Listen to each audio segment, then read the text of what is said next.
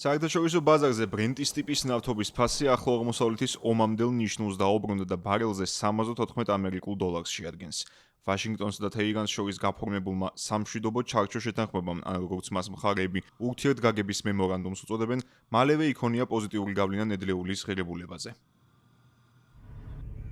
ორი ქვეყნის პრეზიდენტებისა და მოლაპარაკებების შუამავალ პაკისტანის პრემიერ-მინისტრის მიერ ხელმოწერილი დოკუმენტის ერთ-ერთი აუცილებელი პუნქტი მოიცავდა ჰორმუზის სრუტის გახსნასა და თავისუფალი ნაოსნობის აღდგენას, ასევე ირანულ პორტებზე ამერიკის მიერ დაწესებული ბლოკადის მოხსნას. ეკონომიკის დარგის ექსპერტების შეფასებით, ნავთობის ფასის დაღმასვლას განსაკუთრებით შეუწყო ხელი სწორედ ჰორმუზის სრუტეში ნედლეული დატვირთული ტანკერების გადაადგილებამ იმ მრავალთვიანი შეზღუდვების შემდეგ, რაც ერთი მხრივ საბრძოლო მოქმედებებით, ხოლო მეორე მხრივ სამშვიდობო პროცესზე გავლენის მოხდენის მიზნით თეირანის პოლიტიკური ბერკეტებით იყო განპირობებული. საგულისხმოა ანალიტიკოსების დაკვირვება, რომ ფასებისგან განსხვავებით საზღვაო სატრანსპორტო დერეფანში ხომალდების მიმოსვლა ჯერ არ დაუბრუნდა ომამდელ ნიშნულს.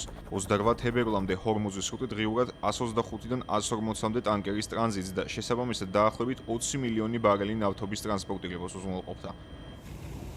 ნედლეულის ფასებზე პოზიტიური გავლენა იქონია შეერთებული შტატების ხაზინის სამდენოს გადაწყვეტილებამ, რომლის მიხედვითაც 60 დღით მოიხსნა სანქცია ირანულ ნავთობზე, რითაც ქვეყანას მიეცა საშუალება დაბრუნდეს საერთაშორისო სავაჭრო ბაზარზე. მიუხედავად ამისა, რიგი სახელმწიფოების ავტოგასამართ სადგურებზე ფასების კლების ტენდენცია არ შეინიშნება. ამ პრობლემაზე მედიის წარმომადგენლებმა თეთრ დონალდ ტრამპსაც კითხეს, რომლის აზრითაც ცალკეული კომპანიები მიზანმიმართულად ინარჩუნებენ კონფლიქტის დროინდელ ფასებს, რითაც ცდილობენ მეტი ფული გამოიმუშაონ და როგორც ამბობს, ტყავი გააძღონ მომხმარებლებს. შტატების პრეზიდენტმა შესაბამისი გამოძიების ჩატარება იუსტიციის დეპარტამენტს დაავალა. ესენი არიან ExxonMobil, Chevron, Shell და British Petroleum. საწვავსა და ნავთობზე ფასები იმდენად დაეცა, რომ ახლა გასამართ სადგურებზე ისეც არაფერს ვხედავთ იმასთან შედარებით, რაც უნდა იყოს. ჩემი აზრით, ტაბლოზე $2 და 25 ცენტი უნდა ეწეროს, ჩვენი ფასები კი უფრო მაღალია, რაზეც მასშტაბურ გამოძიებას ვატარებთ. ისინი არ უწევენ ფასს მიმდინარე პროცესების შესაბამისად. What's happening? 2025 წლის ნოემბრის შემდეგ პირველად ფასების კლების ტენდენცია შეინიშნება ძვირფასი ლითონების მიმართულებითაც.